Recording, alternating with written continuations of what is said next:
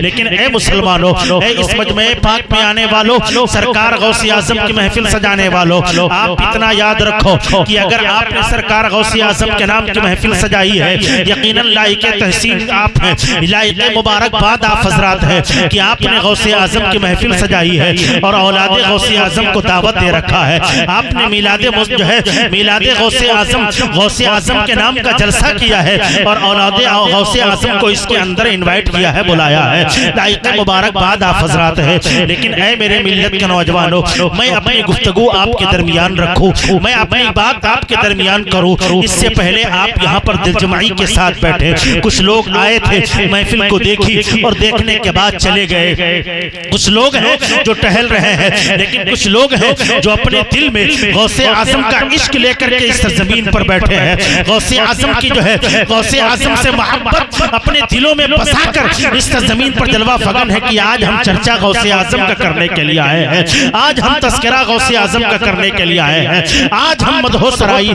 गौसे आजम की करने आए हैं। मेरे मिल्लत के नौजवानों, सबसे पहला सवाल ये है कि अल्लाह रब्बुल इज्जत ने इस खाकदाने गीती को बनाया, बनाने के बाद इंसान को उसके अंदर पैदा फरमाया, फिर इंसानों की रहबरी के लिए अल्लाह ने पैगंबरों को भेजा। मैं आपसे पूछना चाहता हूँ, ए मेरे मिल्लत के नौजवानों, आप अंदाजा लगाओ और ये सोच करके मुझे बताओ कि ए परवरदिगारे आलम, तूने तमाम कायनात को बनाया, आसमान को बनाया, जमीन का फर्श बिछाया, ये तमाम चीजें तूने पैदा की, आसमान का शामियाना भी बनाया है, जमीन का फर्श बिछाया है, इसके अंदर शजरो हजर को पैदा किया, फिर शम्सो कमर को पैदा किया, फिर लैलो नहार को पैदा किया।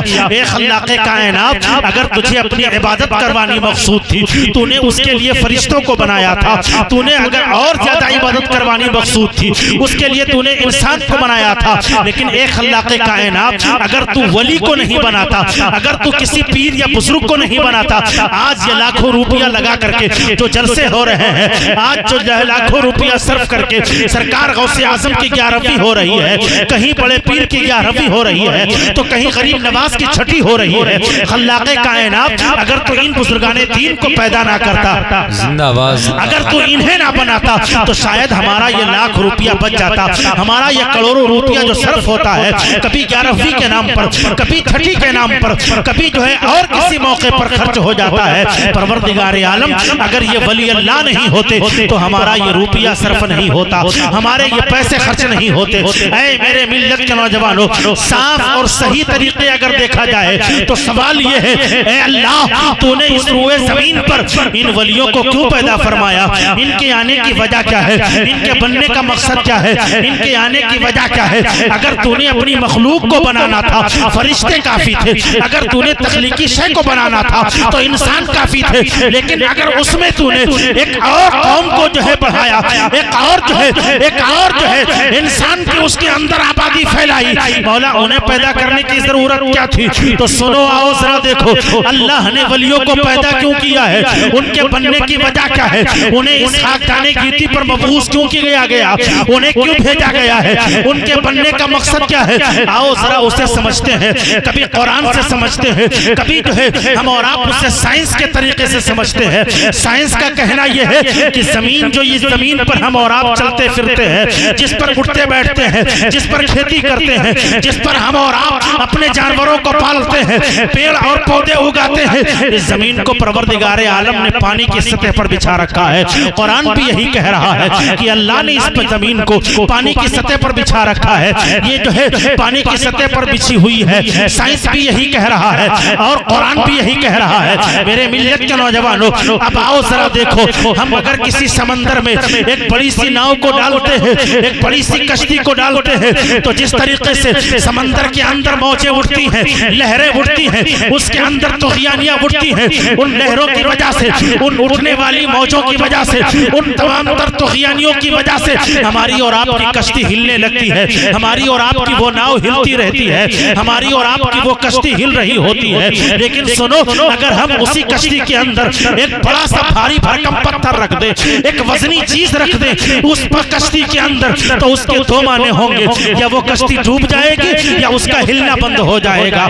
मेरे मिल्लत के नौजवानों, अब आओ जरा देखो, परवरदिगारे आलम ने इस रुए जमीन को बनाया, बनाने के बाद पानी की सतह पर बिछाया, इस इसके ऊपर बड़े बड़े पहाड़ों को नस्ब फरमाया ताकि ये पहाड़ जो है जमीन को हिलने ना दे।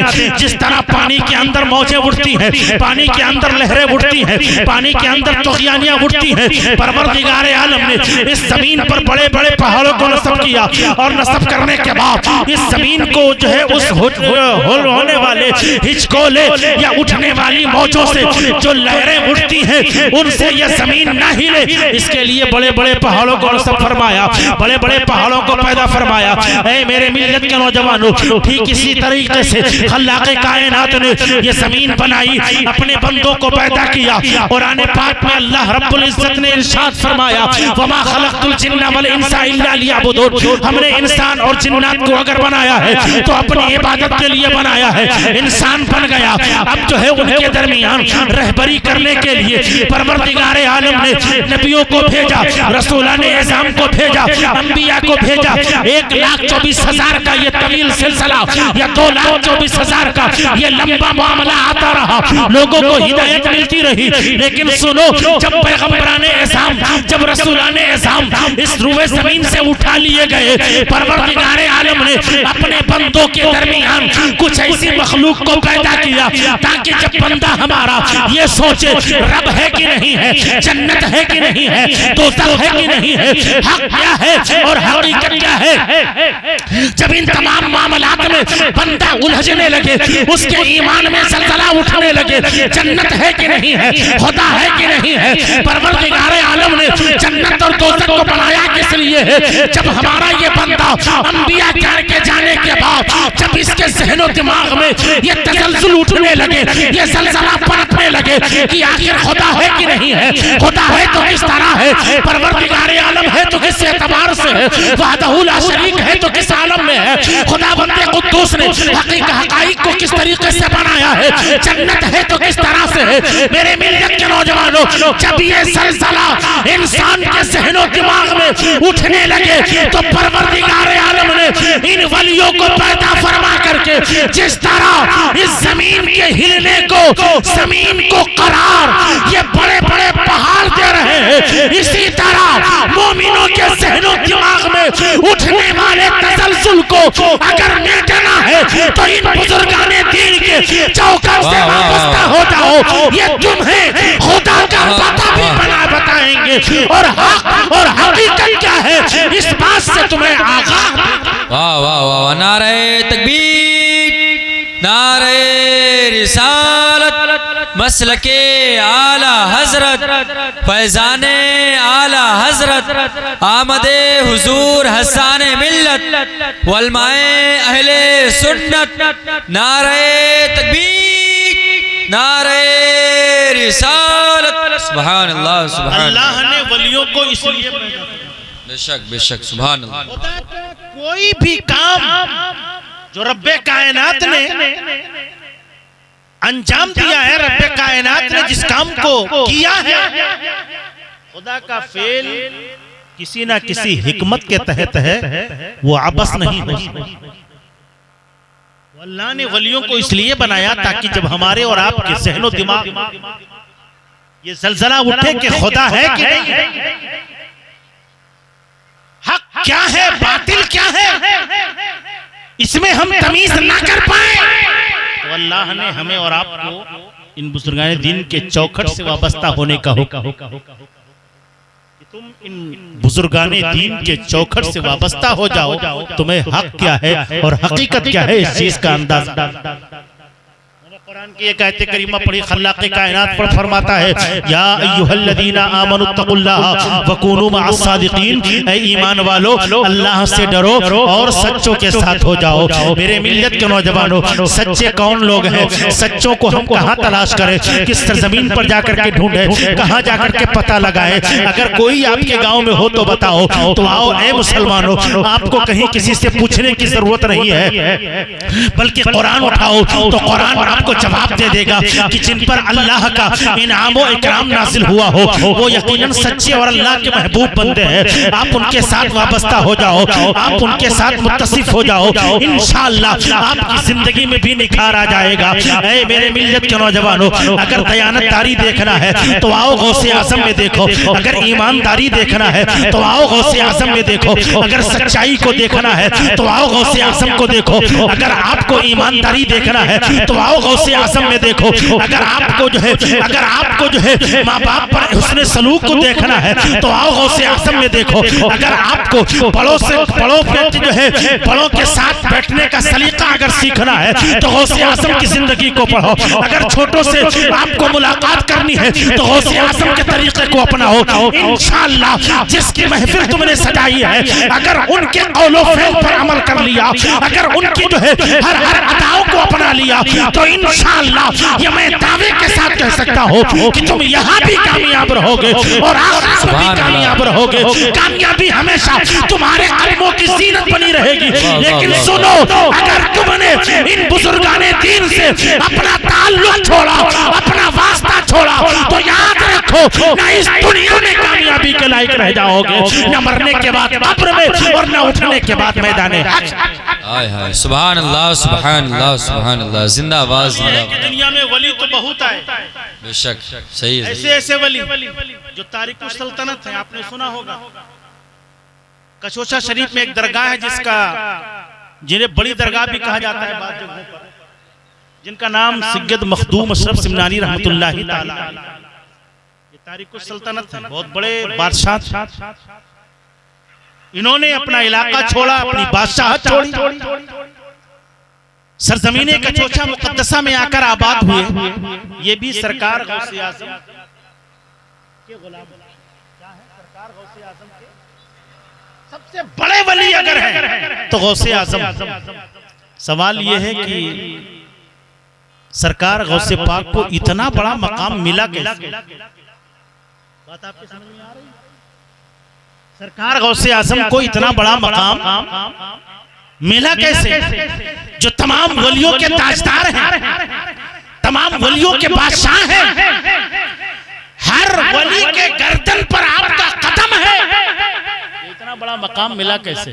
तो आओ सुनो, सरकार गौसे आज़म रज़ियल्लाहु ताला अन्हु को अगर इतना बड़ा मकाम मिला है तो ये कोई और चीज की देन नहीं है, किसी और चीज की बरकत नहीं है, बल्कि ये मेरे मुस्तफा जाने रहमत सल्लल्लाहु अलैहि वसल्लम के कदमों की बरकत है जो गौसे आज़म को इतना बड़ा मकाम अता। मेरे आका सल्लल्लाहु अलैहि वसल्लम कौन नबी जिनके कदमों में सिद्दीक आए तो सदाकत के पैकर बन गए, फारूक आए तो अदालत के शहसवार बन गए, उस्मान आए तो सखावत के बेबहा इंसान बन गए, और मौला अली आए तो शुजाअत के पैकर बन गए।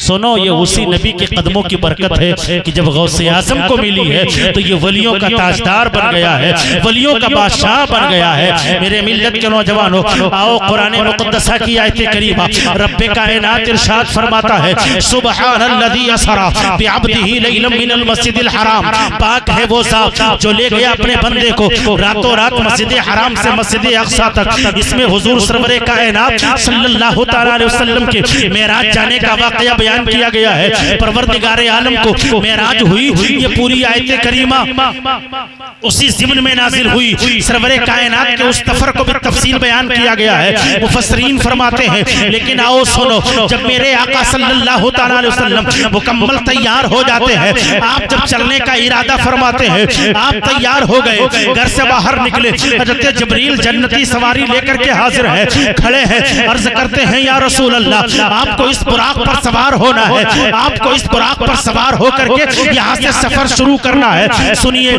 मेरे आका सल्लल्लाहु तआला अलैहि वसल्लम अब उस बुराक पर सवार होने का इरादा फरमा रहे हैं। जब आप आगे बढ़े, क्या देखा? बुराक रो रहा है, आंसू बहा रहा है, बुराक रो रहा है, आंसू बहा रहा है। सैयदना जिब्रील अलैहिस्सलाम से मेरे आका इरशाद फरमाते हैं, ये जिब्रील जरा हालात का जायजा लो और ये पता लगाओ कि ये बुराक रो क्यों रहा है, इससे पूछो इसके रोने का सबब क्या है। है, इसके रोने की वजह क्या है, इसको आंसू बहाने का मामला इसके क्या है, ये क्यों आंसू बहा रहा है, क्यों इस तरीके से ज़ारो कतार रो रहा है। अल्लाह अकबर। हज़रत जिब्रील अलैहिस्सलातु तस्लीम पूछते हैं, ए बुराक बता तू रो क्यों रहा है, तेरे रोने की वजह क्या है, तेरे रोने का सबब क्या है। बुराक कहने लगा, ए जिब्राइल सुनो, जिस तरीके से आज मेरे आका ने मुझे अपनी सवारी के लिए अपना इंतखाब किया है, मुझे सवारी के लिए मुंतखब किया है, ए जिब्राइल कल जब क़यामत का मैदान हो, मेरे आका सल्लल्लाहु अलैहि वसल्लम कभी हौजे कौसर की तरफ जा रहे हो,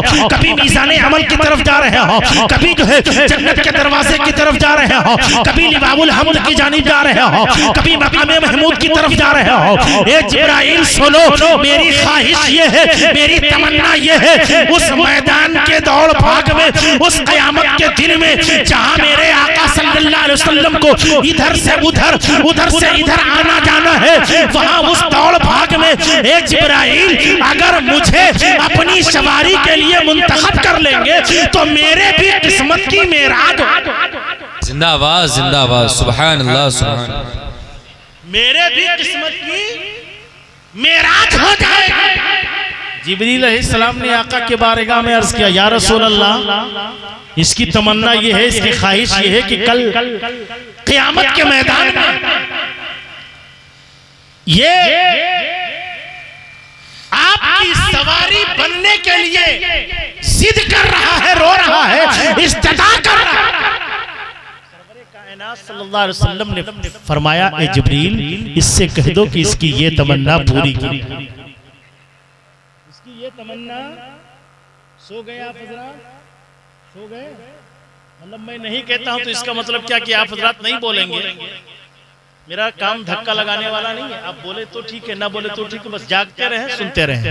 पढ़े दरूद पाक, अल्लाहुम्मा सल्ली अला सय्यिदना मौलाना मुहम्मद सलाम अलैका या रसूलल्लाह सल्लल्लाहु तआला अलैहि वसल्लम। अब आप अंदाजा लगाओ, वो जन्नती बुराक है, वो ये जानता है कि अगर हम नबी से मांगेंगे, हम नबी से अरीजा पेश करेंगे तो मेरे आका ने अगर कबूल फरमा लिया तो उसको कोई रद्दो बदल नहीं कर सकता है, वो चीज मिल करके रहेगी। ऐ मेरे मिल्लत के नौजवानों, लेकिन कौन समझाए आज के इन दो टाउन के मौलवियों को जिनके अंदर इतनी सी तमीज नहीं है कि मेरे आका को परवरदिगारे आलम ने मुख्तारे कुल बना करके भेजा है, यानी सरवरे कायनात सल्लल्लाहु अलैहि वसल्लम अगर जिसे जो कुछ अता कर देंगे उसे जो है वो चीज में मिल जाएगी। सहाबा इकराम का अकीदा यही था, उलमाए किराम का अकीदा यही था, जो नबी पाक पर अपना तन मन धन कुर्बान करते थे, उनका अकीदा यही था। लेकिन आजकल के कलमा पढ़ने वाले तो टाउन के मौलवी का अकीदा ये है, माशअल्लाह के रब्बिल आलमीन,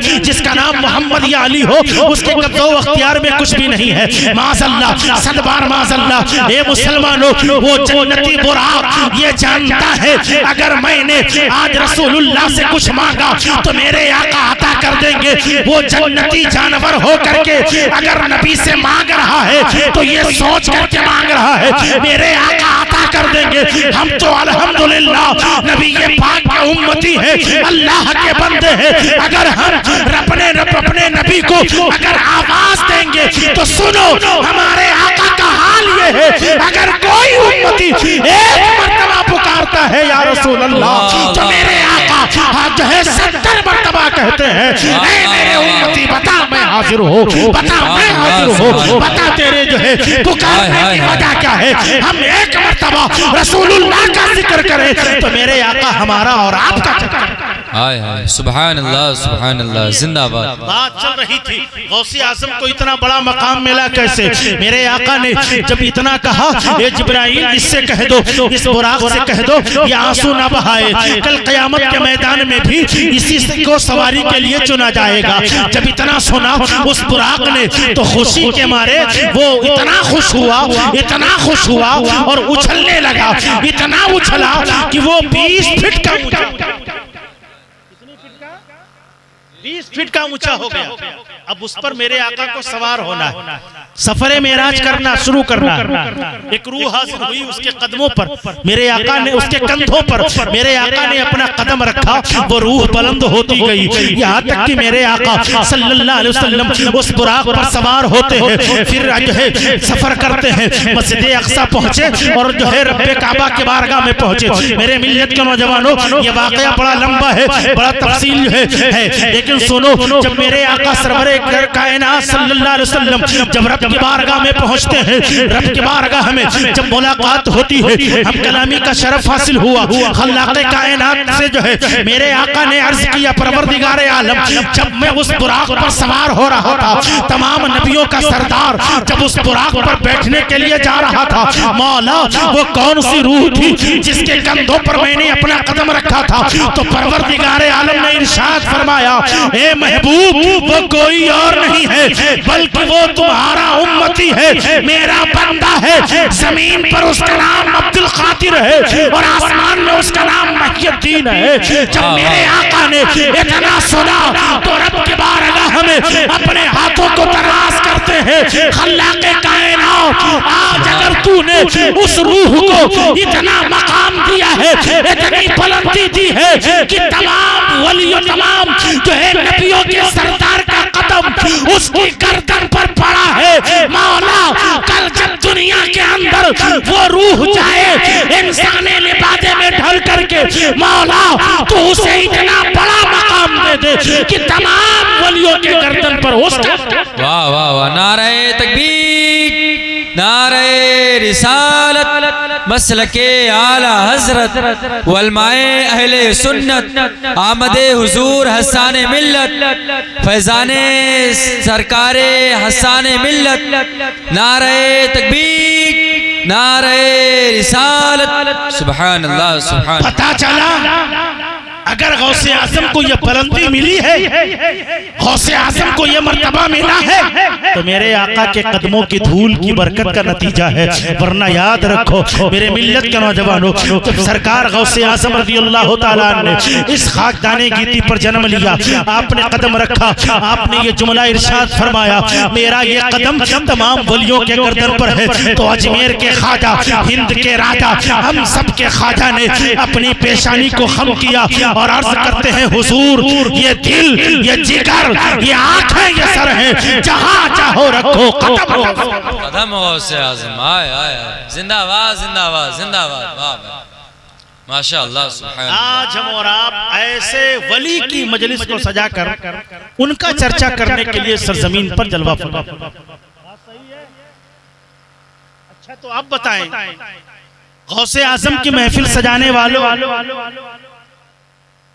11वीं शरीफ में लंगर लुटाने वालों, ये बताएं कि हम और आप सिर्फ सरकार गौसे आजम को मानते हैं या सरकार गौसे आजम की भी मानते हैं?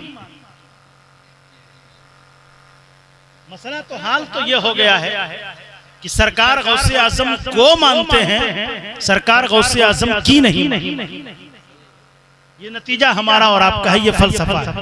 वरना जब किसी के सामने जो आशिके गौसे आजम होता है, जो सच्ची मोहब्बत करता है, जिसके दिलों में खुदा का खौफ होता है, जिसके दिल में नबी की मोहब्बत होती है, वो आदमी जब कहीं पर अल्लाह और उसके रसूल का जिक्र हो रहा हो, चर्चा कर रहा हो, तो वो रोडों की पैमाइश नहीं करता है, बल्कि महफिलों में बैठकर अल्लाह से सच्ची लौ लगाता है और नबी को गवाह बनाता है, या रसूल अल्लाह कल क़यामत के मैदान में कुछ देना ना देना, महफिल पाक में मैं भी हाजिर हुआ था, सिर्फ ये रब की बारगाह में गवाही दे देना, मेरा भी बेड़ा पार। माशाअल्लाह माशाअल्लाह सुभान अल्लाह। आज हम और आप देखें कि आज एक ट्रेंड उठा है, जुमला उठा है, उस जुमले पर लोग अपनी जानें देने के लिए तैयार हैं, रोडों पर आने के लिए तैयार हैं। लेकिन अगर उन्हीं में से कुछ लोग ऐसे भी हैं जिनसे पूछा जाए, बताओ फजर में कितनी सुन्नतें हैं, तो वो जिनको पता नहीं है, जोहर में कितनी रकात नमाज फर्ज है उन्हें पता नहीं है, उनसे अगर पूछा जाए,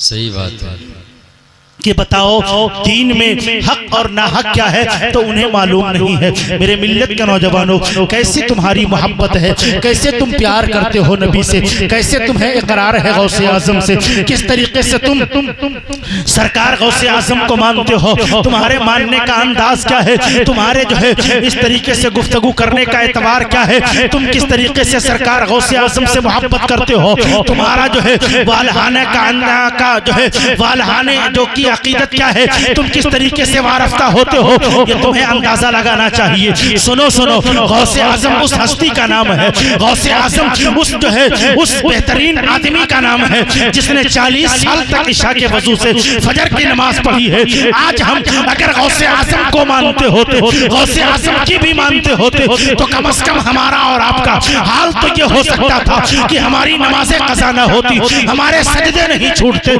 हम और आप जो है नमाज और जो है नमाज की पाबंदी करते। लेकिन आज हाल हमारा ये है, हम और आप गौसे आजम को मानते हैं, उनकी मानते नहीं है। यही वजह है मस्जिदों में अज़ानें हो रही हैं, चंद लोग वहां पर जाते हैं, शायद वो इस जो है शौक से जाते हैं, चले हम भी सर झुका ले, चले हम भी नमाज पढ़ ले। ए मुसलमानों, याद रखो, गौसे आजम को महफिल को सजाने वालों, गौसे आजम के इस जो है महफिल पाक में आने वालों, जश्न गौसुल वरा में शिरकत करने वालों, दिल के अंदर ये तहैया कर लो कि जिस तरह हम गौसे आजम को मानते हैं उसी तरह गौसे आजम की भी मानेंगे।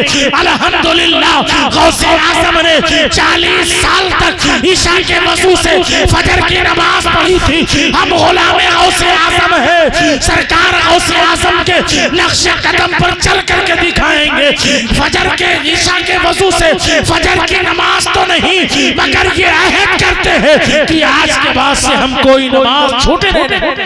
नारे तकबीर, नारे रिसालत, मसलके आला हजरत, आमदे हुजूर हसाने मिल्लत, आमदे हुजूर हसाने मिल्लत, नारे तकबीर, नारे रिसालत। दरूद पाक, दरूद पाक पढ़िए। अल्लाहुम्मा सल्ली अला मुहम्मदिन बारिक वसल्लिम सलातन व सलामन अलैका या रसूल अल्लाह सल्लल्लाहु तआला अलैहि वसल्लम। तो मैं अर्ज ये कर रहा था कि सरकार गौसे आजम रज़ियल्लाहु तआला अन्हु इतने बड़े वली, आप ये बताएं आज हम और आप दुनिया में रहकर अपनी माओं की खिदमत नहीं करते हैं। अगर माएँ आवाज देती हैं तो हम और आप झिड़क देते हैं, अगर माएँ हमें और आपको पुकारती हैं तो हम और आप इनकार कर देते हैं, अगर बाप हमें और आपको आवाज देता है अपना दुख दर्द सुनाने के लिए तो हमें और आपको सुनने का मौका नहीं है, हमें और आपको उनकी जो है दुखती हुई रगों पर हाथ रखने का भी जो है लम्हा मयसर नहीं होता है। मेरे मिल्लत के नौजवानों, हम और आप अंदाजा लगाए हम किस तरीके से गुलामे गौसे आजम है, हम किस तरीके से सरकार गौसे आजम से मोहब्बत करते हैं, हम किस तरीके से सरकार गौसे आजम रज़ियल्लाहु तआला अन्हु से उल्फत करते हैं। मेरे मिल्लत के नौजवानों, इस जश्न गौसुल वरा में आने वालों, आओ तारीख पढ़ करके देखो, गौसे आजम उस जो है मर्द कलंदर का नाम है जिसने माँ के बतन के अंदर रहकर अपने माँ की हिफाजत की है। वो गौसे आजम जब दुनिया के अंदर तशरीफ लाते हैं, माँ और बेटों में तस्करा होने लगता है। सरकार गौसे आजम रज़ियल्लाहु तआला अन्हु अपनी माँ से अर्ज करते हैं, ए माँ, मैंने पेट में तेरे रह करके तेरी हिफाजत की है। सरकार गौसे आजम की माँ पूछती है, बेटा अब्दुल कादिर बताओ तुम मेरे पेट में रह करके किस तरीके से तुमने मेरी जो है हिफाजत की है, मेरी किस तरीके से हिफाजत की है। सरकार गौसे आजम इरशाद फरमाते हैं, ए माँ, तू सोच, तू रोजे से थी, मैं तेरे पेट के अंदर था, तू घर के अंदर झाड़ू लगा रही थी, मेरे घर के आंगन में अनार का पेड़ लगा हुआ था, उस पर एक बेहतरीन और खूबसूरत सा फल लगा हुआ था। ए माँ, तूने उस फल को तोड़ने का इरादा किया? माँ कहती है, हाँ मैं तोड़ने का इरादा किया मैंने। जो है सरकार गौसे आजम फरमाते हैं, माँ, जो ही तूने अपने हाथ को दराज किया उस फल को तोड़ने के लिए, उस फल को तूने हाथ लगाने ही जा रही थी कि इतने में तेरे पेट में दर्द लाहिक हुआ और उस दर्द की ताब न ला करके तू बैठ गई थी। ए माँ, बता ये बात हक है कि नहीं है? माँ फरमाती है, हाँ। ए अब्दुल कादिर, ये बात हक है, ये बात सच है कि हाँ, जिस तरीके से मैं में अंग है, उस फल को तोड़ने जा रही थी ताकि उससे रोजा इफ्तार किया जाता, ताकि उससे रोजा इफ्तार करती और जिस्म को तवानाई भी मिल जाती और जिस्म को ताकत भी मिल जाती और मेरा रोजा भी इफ्तार हो जाता। सरकार गौसे आजम फरमाते हैं, ए माँ, मैंने तेरे बदन में अंगड़ाई ली थी जिसकी वजह से तेरे पेट में दर्द लाहिक हुआ था और तू बैठ गई थी। ए माँ, वजह ये नहीं था कि मैं तुझे तकलीफ देना चाहता था। ए माँ, वजह ये था जिस फल को तू तोड़ने जा रही थी उस फल के बाजू में एक ऐसा मोजी जानवर बैठा था जो तुझे तकलीफ पहुंचा देता। ए माँ, मैंने अंगड़ाई इस वजह से ली थी ताकि तू उस फल को ना तोड़े और तू उससे पास आ गई। ए माँ, बता मैंने तेरी हिफाजत की है कि नहीं की है? अल्लाह अकबर। ए गौसे आजम की महफिल में आने वालों, जश्न गौसुल वरा मनाने वालों, जरा अपने गिरेबान के अंदर झांक करके देखो।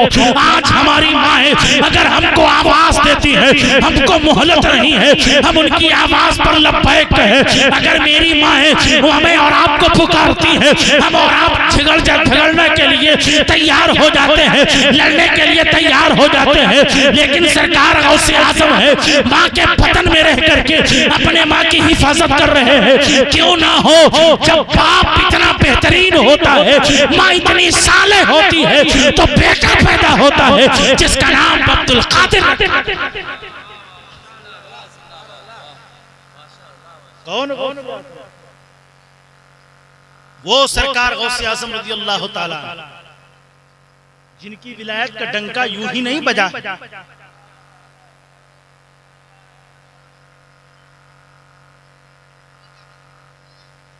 जिनकी विलायत का चर्चा यूं ही नहीं हुआ है, बल्कि माँ के बतन से लेकर के आप जब तक दुनिया में रहे इस्लाम और सुन्नियत के ऐसे ऐसे उसूलों ज़वाबित पर अमल पैरा होते रहे, लोगों को सबक पढ़ाते रहे,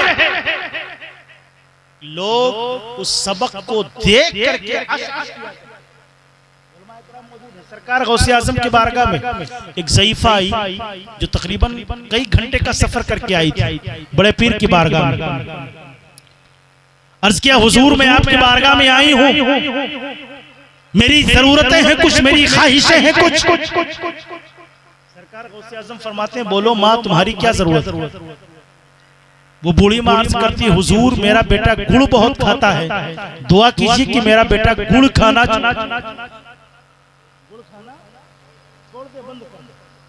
सरकार गौसे आजम ने आंखें बंद की, फरमाया बूढ़ी माँ आज तू चली जा, कल आना फिर बता।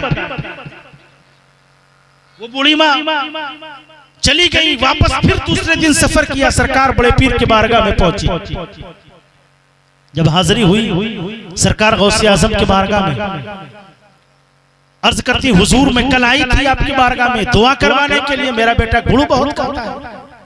तो बड़े पीर दस्तगीर फरमाते हैं, माँ जा, आज के बाद से तेरा बेटा गुड़ नहीं खाएगा। माँ चिढ़, बुढ़ापा अजीब होता है, बड़ी अच्छी तरीके से उसे संभालना चाहिए। जो बच्चे हैं ना उन्हें मैनेज करना चाहिए।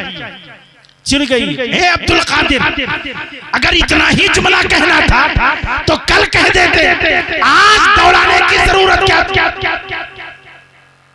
आज इतना सफर करके मुझे बुलाने की जरूरत क्या थी?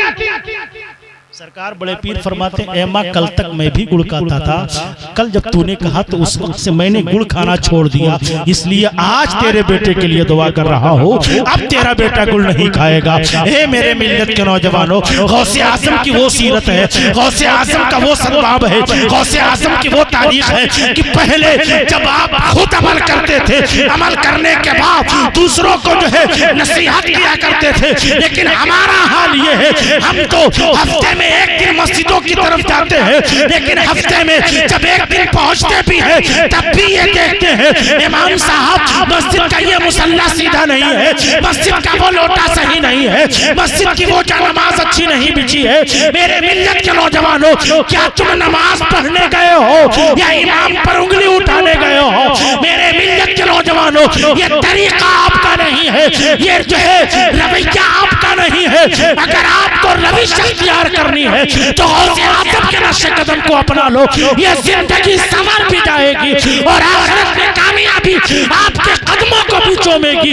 इसलिए गौसे आज़म किसी ऐसे वैसे का नाम नहीं है, बल्कि ऐसे उस मर्दे कलंदर का नाम है जिसने जमीन पर बैठ करके पूरी इंसानियत को अगर इंसान का सबक दिया है तो वहीं उसे ये भी बता दिया है सच्चाई क्या होती है, दयानतदारी क्या होती है, अकीदत क्या होती है, अखुवत क्या होती है। अगर अंदाजा लगाना है तो गौसे आज़म की जिंदगी को देख ले, तुझे मालूम हो जाएगा सब्र कनाअत किसे कहते हैं और सच्चाई के दामन को पकड़ना।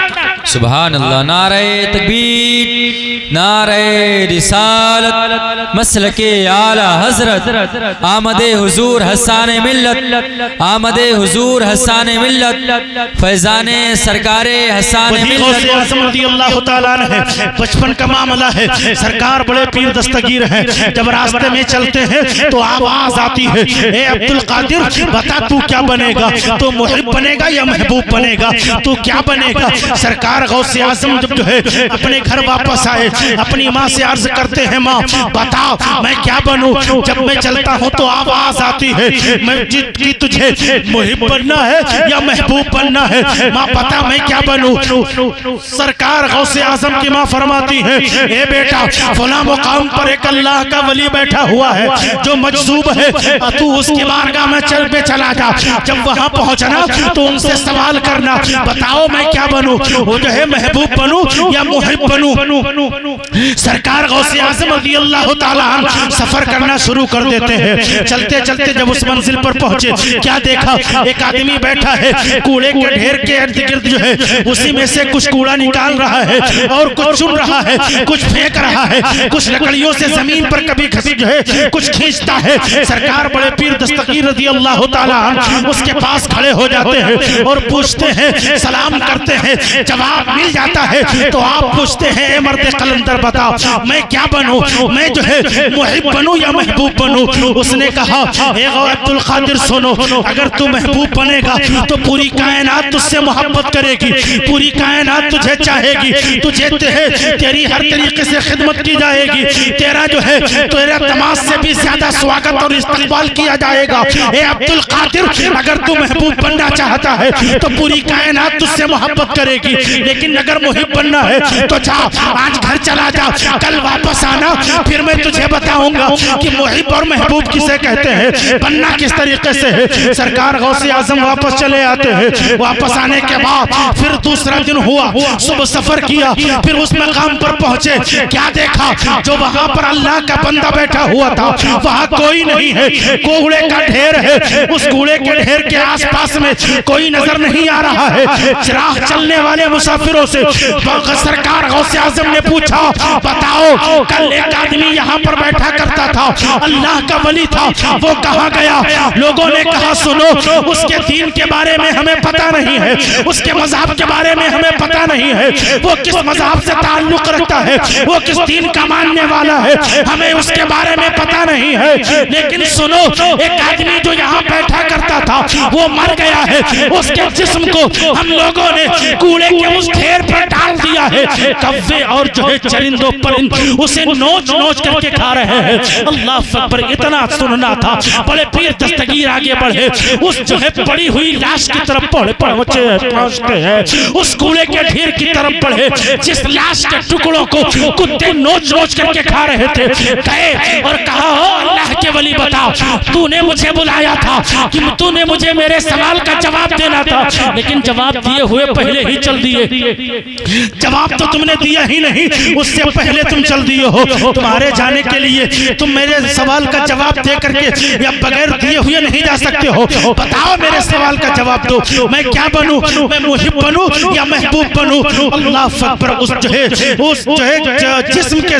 जिस्म के हिस्सों से आवाज आती है, वो जिस्म जिसे कुत्ते और चील कव्वे नोच नोच करके खा रहे थे, आवाज आती है, ए अब्दुल कादिर अगर तू मुहिब बनेगा, अगर तू महबूब बनेगा तो सुन, पूरी कायनात तुझसे मोहब्बत करेगी, लेकिन अगर तुम मुहिब बनेगा तो देख मेरी क्या हकीकत है। ना मुझे कफन मिला है, ना मुझे जमीन मिली है जिसके अंदर मैं दफनाया जाऊं।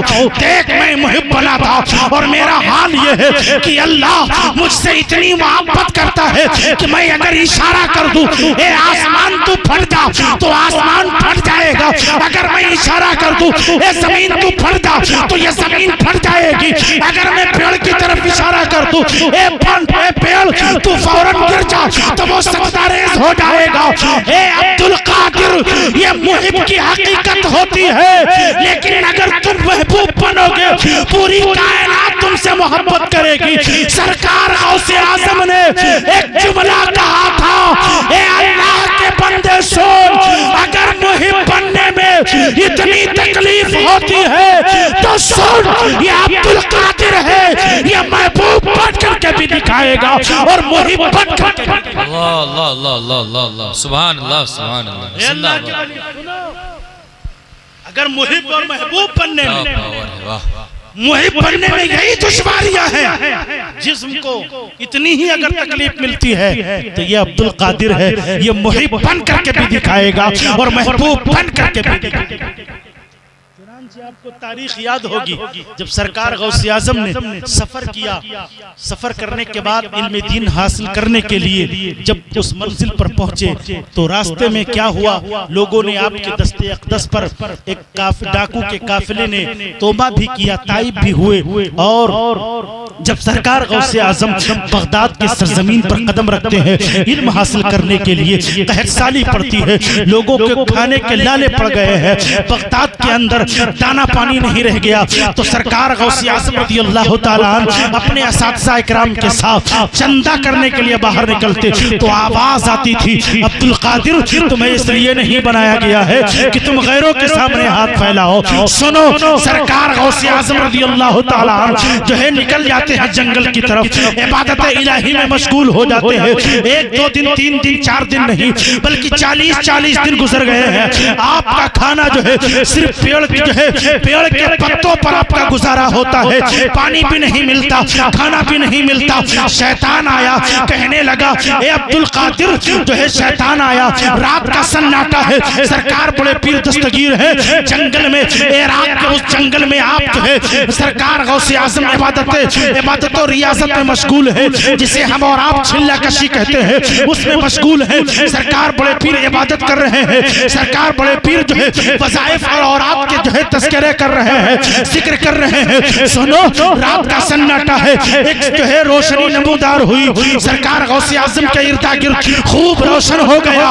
रोशन होने के बाद आप इबादत करते रहे, सरकार गौसे आज़म के कानों में आवाज आती है, ए अब्दुल कादिर अब तुम इबादत ना करो, मैं तुमसे राजी हो गया हूँ, मैं तुम्हारा रब हूँ। तो सुनो, बड़े पीर दस्तगीर इरशाद फरमाते हैं, ला हौला वला कुव्वता इल्ला बिल्लाहिल अलीय्यिल अज़ीम, अऊज़ु बिल्लाहि मिनश शैतानिर रजीम। इतना पढ़ा वो रोशनी गायब हो गई। थोड़ी दिनों के बाद, चंद दिनों के बाद वो रोशनी फिर नमूदार हुई। सरकार बड़े पीर दस्तगीर को फिर वही जुमला कहा, ए अब्दुल कादिर मैं जो है तुमसे राजी हो गया हूँ, अब तुम्हें इबादत करने की जरूरत नहीं है, अब तुम्हें किसी चीज का चर्चा करने की जरूरत नहीं है, अब कोई और जिक्र करने की जरूरत नहीं है। सरकार बड़े पीर दस्तगीर फरमाते हैं, फिर वही जुमला फरमाया, ला हौला वला कुव्वता इल्ला बिल्लाहिल अलीय्यिल अज़ीम। और फिर जो है वो रोशनी गायब हो गई। एक दिन फिर वो रोशनी नमूदार हुई, जब वो चलने लगी, वो रोशनी गायब होने लगी, तो फिर कहती है, ए अब्दुल कादिर आज तुमको तुम्हारे इल्म ने बचा लिया है। इतना सुनना था, गौसे आज़म फरमाते हैं नहीं, ए शैतान सुन, मुझको मेरे इल्म ने नहीं बल्कि मुझको मेरे खुदा ने बचा लिया है, वरना याद रख मुझसे बड़ा आलिम तू है। जब तुझे तेरे इल्म ने नहीं बचाया तो मुझे मेरा इल्म कैसे बचा सकता है? अगर मुझे बचाया है तो ये खुदा की इनायत है, ये खुदा का करम है।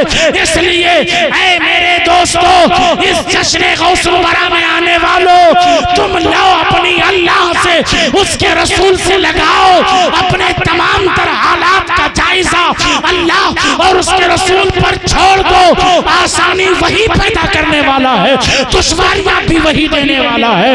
वो अगर चाहेगा तो हर जो है दुश्वारी खत्म हो जाएगी और इन तमाम बुजुर्गान दीन के सदक़े में आप पर एक ऐसी दयानतदारी, एक ऐसी आसानी, मुरहमत होगी जिसके साए में आप यहाँ भी रहोगे और कब्र में भी रहोगे, उठने के बाद क़यामत के मैदान। सुभान अल्लाह, सुभान अल्लाह, जिंदाबाद जिंदाबाद। सरकार बड़े पीर दस्तगीर ने फरमाया, सुनो अगर यही तकलीफ है मुहिब और महबूब बनने में, तो ये अब्दुल कादिर है, ये मुहिब बन करके भी दिखाएगा और महबूब बन करके भी दिखाएगा। क्यों ना हो, जब माँ इतनी पारसा होती है तो बेटा अब्दुल कादिर पैदा होता है, जब बाप इतना पारसा होता है तो बेटा अब्दुल कादिर होता है। आज हमारे और आपके यहाँ है, हम और आप हैं ना, हमें और आपको इतनी तमीज है कि हम और आप अपने माँ बाप के साथ हुस्न सलूक करें। हराम और हलाल की तमीज क्या है हमें और आपको इतना भी पता नहीं है। हम और आप किस तरीके से दुनिया में रहे और हराम कामों से जो है दूर रहे, हलाल कामों को अंजाम दें, इतनी तमीज हम में और आप में नहीं है। हम पैसा कहाँ से कमा करके लाते हैं, हमें और आपको अपने परिवार को किस तरह मेंटेन करना है, किस तरह उन्हें खिलाना है, किस तरह उन्हें पिलाना है, अपने बीवी बच्चों को पर्दे के अंदर रखना है, अपनी माँ बहनों को कुरान सिखाना है। हम और आप आज उन चीजों से दूर हैं, फिर भी ये दावा कर रहे हैं हम गुलामे गौसे आजम हैं। याद रखो, गुलामे गौसे आजम तो बहुत दूर की बात है। गौसे आजम का नाम अगर ले लोगे तो गौसे आजम के दौरान, गौसे आजम के दर पर रहने वाले वो कुत्ते आपको वहां से इस तरह से भगाएंगे जैसा कि आपका ताल्लुक गौसे आजम से कभी था। इसलिए मेरे अहबाबो, अगर तुम गौसे आज़म रज़ी अल्लाह ताला अन्हु से मोहब्बत करते हो, जश्न गौसुल वरा मनाते हो,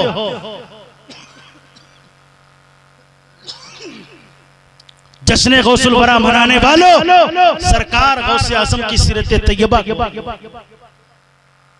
आज हमारे और आपके यहाँ बेटा पैदा होता है, उसकी शादी करते हैं, शादी करने के बाद मुश्किल से 2 महीने 3 महीने गुजरते हैं, उसके बाद नई बहू का जूं ही घर के अंदर वरूद होता है, वो अपने मियाँ को लेकर के घर से इस तरीके से माँ बाप से जुदा कर देती है, गोया वो आपका बेटा ही नहीं बल्कि आप उसके दुश्मन पैदा हो, या वो आपका दुश्मन बन करके पैदा। हालात यही है कि नहीं?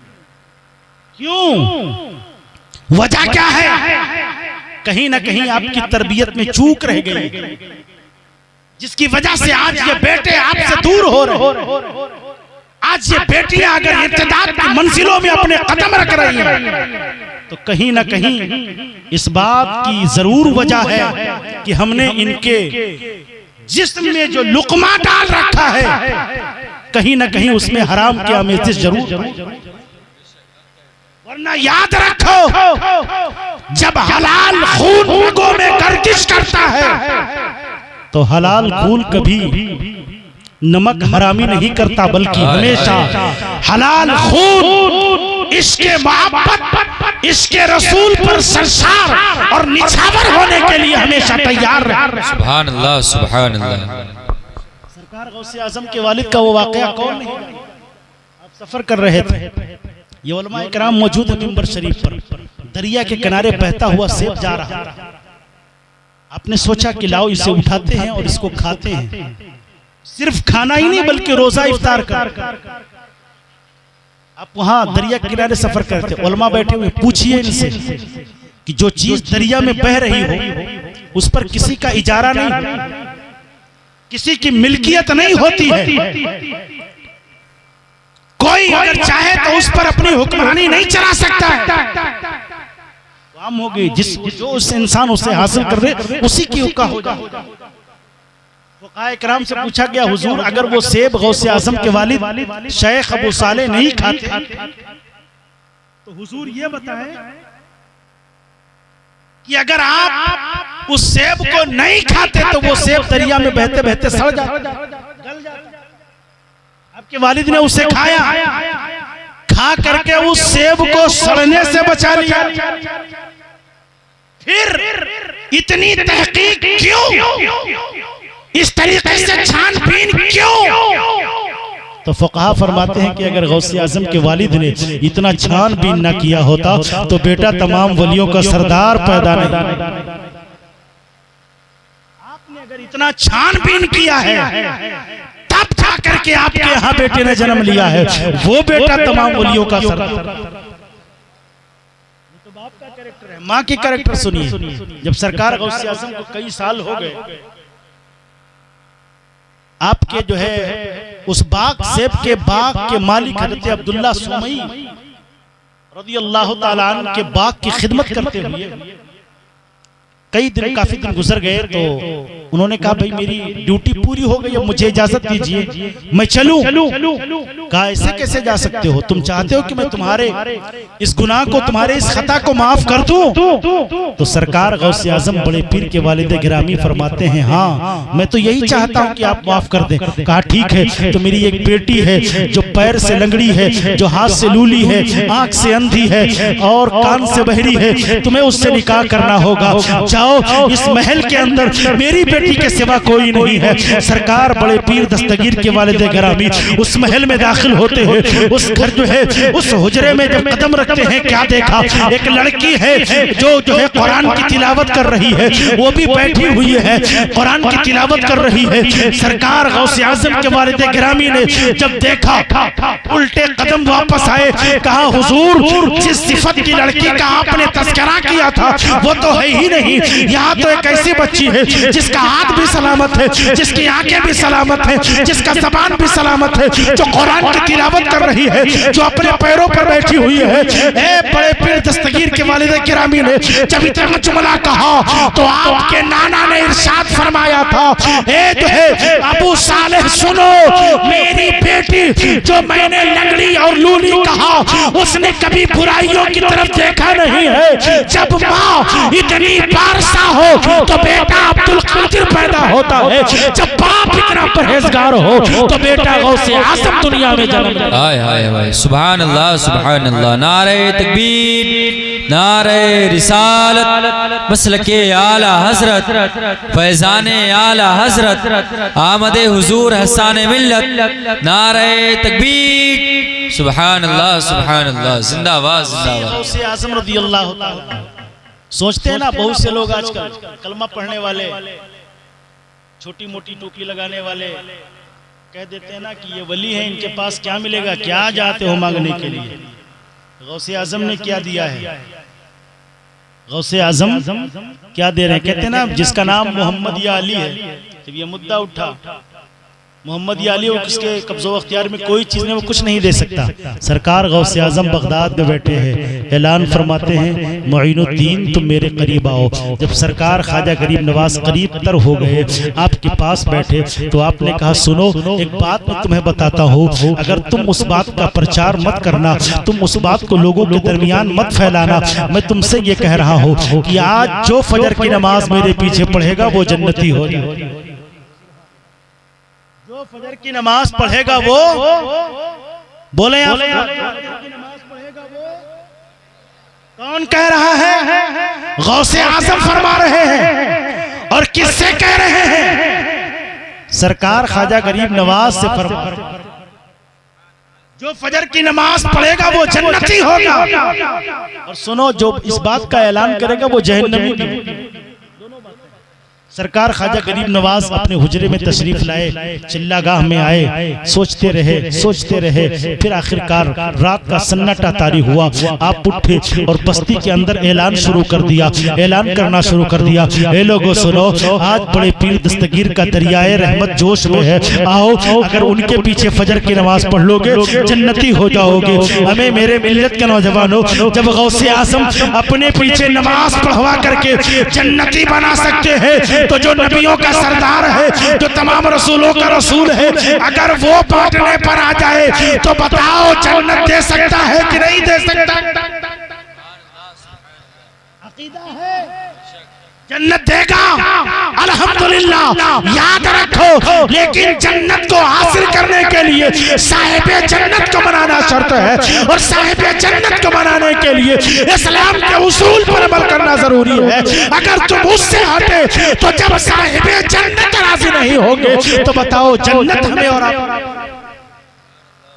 बड़े पीर दस्तगीर ने फरमाया अब्दुल कादिर गरीब नवाज जो ऐलान करेगा वो जहन्नमी होगा। सरकार ख्वाजा गरीब नवाज कुछ देर सोचते रहे, शशोपंज में रहे, फिर ऐलान शुरू कर दिया, ए लोगो चलो गौसे आजम के पीछे फजर की नमाज पढ़ लो, इंशाअल्लाह जन्नती हो जाओगे, चलो नमाज पढ़ लो जन्नती हो जाओगे। ऐलान करते रहे, ऐलान करते रहे, यहाँ तक कि सुबह की अजान होने लगी। आप जो है फिर वापस हुए। सरकार बड़े पीर दस्तगीर रज़ियल्लाहु ताला अन्हु फजर का वक्त हुआ, उठे, वजू फरमाया, मस्जिद के अंदर दाखिल हुए। जब मस्जिद के अंदर कदम रखा, क्या देखा? पूरी मस्जिद भरी हुई है, मस्जिद का इलाका भरा हुआ है, गिरदो नवा भरा हुआ है, तमाम तर लोग मौजूद है। सरकार बड़े पीर दस्तगीर रज़ियल्लाहु ताला अन्हु है मुसल्ले पर खड़े होते हैं, नमाज पढ़ाते हैं।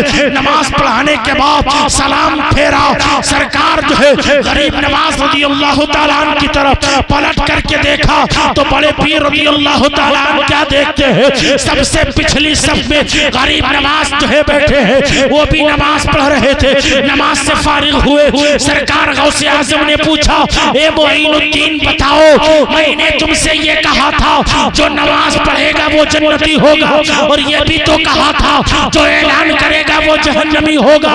ए मोइनुद्दीन तुमने ऐसा क्यों किया, ऐलान क्यों किया? सरकार ख्वाजा गरीब नवाज रज़ियल्लाहु ताला अन्हु ने पेशानी को अदबन खम किया, अर्ज करते हैं हुजूर मैं गुनहगार सही, जब तक मैं लोगों के दरमियान ऐलान कर रहा था, ए सरकार बड़े पीर दस्तगीर, ए गौसे आज़म रसूलुल्लाह की इतनी उम्मत अगर आपके पीछे फजर की नमाज पढ़ने की वजह से ये गुनहगार उम्मत अगर जन्नती हो जाए, तनहा मोइनुद्दीन अगर जहन्नम में जाए तो इसमें कोई हर्ज नहीं है। लेकिन ए बड़े पीर दस्तगीर, मैंने ऐलान किया उस वक्त तक हो सकता है मैं जहन्नमी होता, लेकिन ए सरकार गौसे आज़म अब तो मैंने भी फजर की नमाज आपके पीछे पढ़ लिया है, अब मैं भी जन्नती हो गया हूँ, मैं भी जो है आपके पीछे फजर की नमाज पढ़ने की वजह से जन्नती हो गया हूँ। मेरे मिल्लत के नौजवानों, बयान करने का इस वाकया के मकसद ये है, जब अल्लाह के वलियों को इतनी ताकत हासिल है वो जमीन पर बैठकर जन्नत का फैसला सुना सकते हैं, तो बताओ जो इमामुल अंबिया होंगे, जो रसूल आज़म है, जो तमाम नबियों के नबी है, जो अल्लाह के महबूब है, अगर वो चाहे तो अपनी गुनहगार उम्मत को जन्नती बना सकते हैं कि नहीं बना सकते हैं? जरूर बनाएंगे। इसीलिए तो कहा जाता है जब उनके कदम भर देते हैं शाहाने ज़माना की झोली, और मोहताज का जब ये आलम है, मुख्तार का आलम क्या होगा? सरकार गौसे आज़म की महफिल में आने वालों, दिल के अंदर ये तहैया कर लो, हम बड़े पीर तो नहीं बन सकते, हम गुलामे गौसे आज़म तो जरूर बन सकते हैं। सरकार गौसे आज़म को सीरत, सरकार गौसे आज़म की सीरत तैयबा को अपना करके हम अपनी जिंदगी के अंदर इनकलाब ला सकते हैं, वो भी ऐसा इनकलाब कि अगर इस जश्न गौसुल वरा में आए हो तो ये अहद कर लो, आज से दो बातों पर अमल कर लो, इंशाअल्लाह तुम्हारी जिंदगी भी संवर जाएगी और तुम्हारा उक़बा भी संवर जाएगा। नंबर एक, हराम चीजों को खाना या अपने दस्तरखान पर लाना बंद कर दो, और रसूलुल्लाह के दुश्मनों के साथ उठना बैठना छोड़ दो। इंशाअल्लाह इन दो चीजों की बरकत से आपके घर के अंदर आपका दस्तरखान महकेगा, तो आपका दीन, आपके दीन और मजहब से आपका रिश्ता इतना मजबूत होगा, इतना मजबूत होगा कि क़यामत में आपको अपनी पहचान बतानी नहीं पड़ेगी, बल्कि जब आप मैदान महशर में खड़े होंगे तो लोग देख करके पहचान पहचान जाएंगे यही तो गुलाम गौसे आजम है, यही तो गुलाम गरीब नवाज है, जो उनकी महफिलों में बैठा करता था, जो उनके नक्शे कदम को अपनाया करता था, जो उनके हाथों से सच्चाई के दामन को अपने हाथों में मजबूती के साथ पकड़ा करता था, यही तो गुलाम गाजी है, यही तो गुलाम गौसे आजम है। और जब इस तरह क़यामत के मैदान में आपका चर्चा होगा तो याद रखो ये जहां भी आपकी कामयाब है और वो जहां भी आपकी। सुभान अल्लाह, वाह माशाअल्लाह। आप बताएं इंशाअल्लाह नमाज आज से कायम करेंगे इंशाअल्लाह। सरकार गौसे आज़म आज अगर कोई फायदा नहीं होता है किसी को, बहुत ज्यादा कभी दुश्वारियां और दिक्कतें होती हैं तो इमाम साहब के पास पहले जाते हैं, इमाम साहब एक तावीज़ बनाओ, हमारे घर में बरकत नहीं होती, तावीज़ बनाओ, हमारी कमाइयों में बरकत नहीं होती, तावीज़ बनाओ, हमारा बेटा बहू कहने में नहीं है। भाई किसी इमाम के पास जाने की जरूरत नहीं है, सरकार गौसे आज़म का एक नुस्खा अपनाओ। गौसे आज़म है फरमाते हैं एक शख्स बगदाद की धरती पर रहता था, आया बड़े पीर की बारगाह में, हुजूर मेरे खर्च भी वही है, आमदनी भी वही है, पहले मेरे खर्च भी उतने थे, आमदनी भी उतनी थी, पैसे बच जाया करते थे, लेकिन अब हालत ये है कि आमदनी भी उतनी है, खर्च भी उतने ही है, मगर अब पैसे बचते नहीं है, हुजूर क्या करें। सरकार गौसे आज़म ने अपनी आंखें बंद की, कहा जाओ अपने घर के दरवाजे पर पर्दा लगा दो, इंशाअल्लाह बरकतों का अंबार हो।